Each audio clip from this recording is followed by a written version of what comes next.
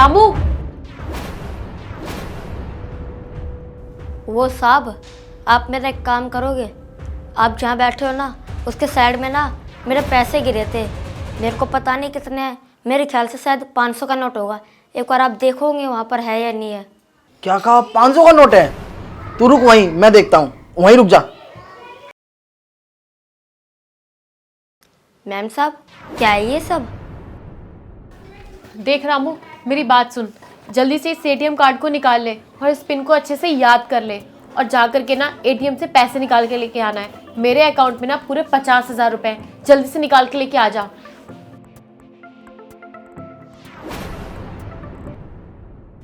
एक काम करता हूँ, मैंने इस एटीएम का पिन भी लिख लेता हूँ।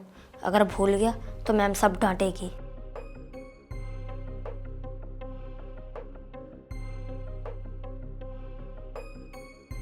5 4 3 5।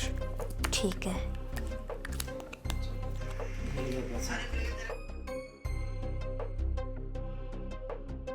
मिल गए 500 रुपये।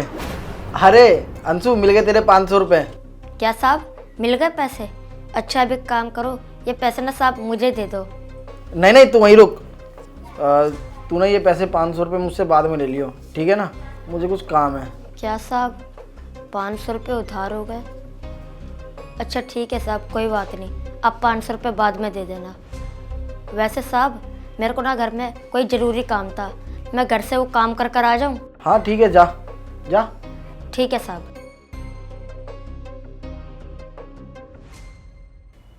मैम साहब, आप एक बार मेरा फ़ोन देख लोगे?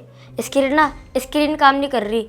आप एक बार देख के बतला दो कि इसमें क्या दिक्कत है।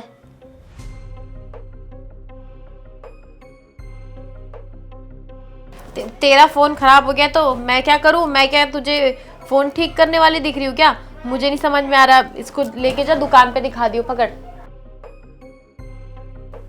शिट यार, इससे 500 रुपये लिए थे अंशु के बच्चे से, वो भी हार गया मैं। काम करता हूँ यार, इसकी तो सैलरी आई है ना अभी, इससे मांग लेता हूँ।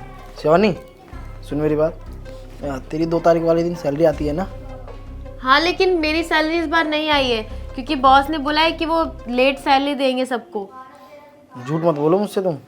अरे मैं झूठ नहीं बोल रही हूँ। और तुम पैसों का करोगे क्या? उठा के सट्टे पे ही तो लगा दोगे ना। हर चीज तो उठा करके तुमने इसी पे लगा रखी है। तुमने ना पूरा बर्बाद करके रख दिया मुझे। लेकिन मैं सच बोल रही हूँ, मेरे अकाउंट में ना 1 रुपए भी नहीं है। यार देखो, मेरे को से ना तुम झूठ मत बोलो। मुझे पता है कि 2 तारीख वाले दिन तुम्हारी सैलरी आ जाती है, और आज ना 5 तारीख है। आज तो तुम्हारे पैसे आ गए होंगे, इतना लेट थोड़ी ना होता है। नहीं, बॉस ने इस बार सबकी सैलरी रोक रखी है क्योंकि काम अच्छे से नहीं हुआ है ना। उन्होंने बोला सबको लेट सैलरी मिलेगी। अभी तक पैसे नहीं आए मेरे पास, मैं सच बोल रही हूँ। तुम एक काम करो, अपना एटीएम लाओ। तुम्हें तो मेरे बात पे विश्वास ही नहीं है। तुम एक हाँ, काम नहीं करो, है, लाओ, बहस मत करो यार, तुम एटीएम दो। ये पकड़ो एटीएम, और इसमें 1 रुपए पड़े हो ना तो बता देना।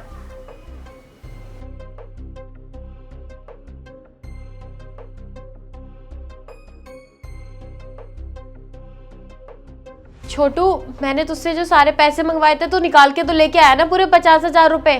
हाँ मैम साहब, मैं पूरे पैसे निकाल के ले आया।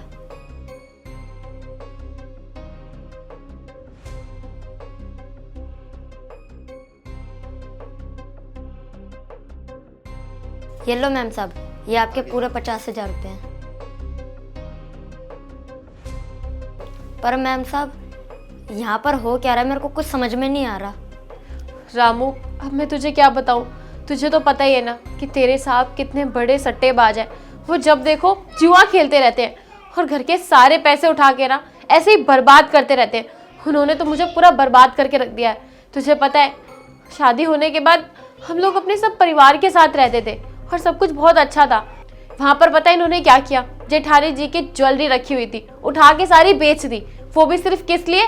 क्योंकि इन्हें सट्टा लगाना था। अब बताओ, अपने ही घर में चोरी कर ली। उसके बाद उन लोगों ने हमें घर से बाहर निकाल दिया। फिर हम लोग आकर के यहाँ पर रहने लग गए।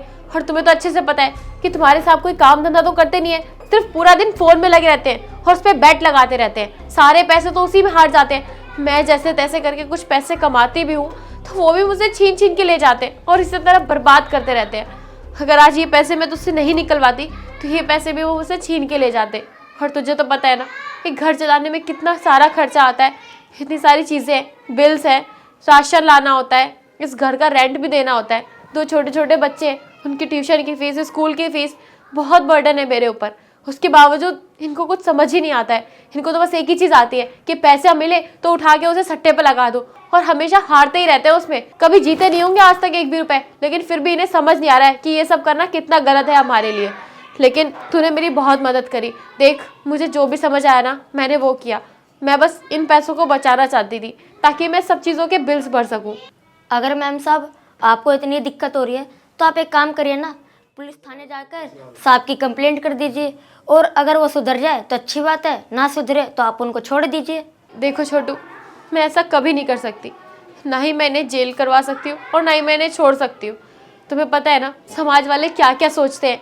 अगर कोई अकेली लड़की घर पे रहती है तो उसके बारे में सब गलत गलत बातें बनाते हैं। और मेरे 2 बच्चे भी हैं, मुझे उनके फ्यूचर के बारे में भी तो सोचना है ना। और तुम्हारा बहुत बहुत धन्यवाद, तुमने आज मेरी बहुत मदद करी। अगर तुम ये पैसे निकाल के नहीं देते तो मैं अपने बच्चों के स्कूल की फ़ीस भी नहीं भर पाती और ना इस घर का रेंट भर पाती, और तुम्हें भी तो पैसे नहीं दे पाती। तुम्हारा बहुत बहुत धन्यवाद। तुम्हारा ये एहसान ना मैं कभी भी नहीं भूलूंगी। मैम साहब आप मुझे धन्यवाद बोलकर मुझे शर्मिंदा मत कीजिए, और वैसे भी हमारा तो यही काम है कि आप जो आदेश दें हम उसे पूरा करें, और वैसे भी इस काम को करके आपको ही तो फ़ायदा हुआ ना। तुम्हारा बहुत बहुत धन्यवाद, तुमने मेरे पैसे बचा लिए। और हाँ, तुम अपनी सैलरी की टेंशन बिल्कुल भी मत लो। बस जैसे तैसे करके तुम्हारे 3 महीने की सैलरी मैं दे दूंगी तुम्हें। फ़िलहाल अभी ना मैं इन पैसों को जाके छुपा देती हूँ, वरना अगर तुम्हारे साहब आ गए तो ये पैसे भी छीन के मुझसे ले जाएंगे। ठीक है? हाँ मैम साहब आप बिल्कुल सही बोल रही है। आप ना जल्दी से इन पैसों को दुबका दीजिए, वरना साहब आएंगे तो इन पैसों को लेकर इसको भी सट्टे में लगा देंगे। हाँ ठीक है।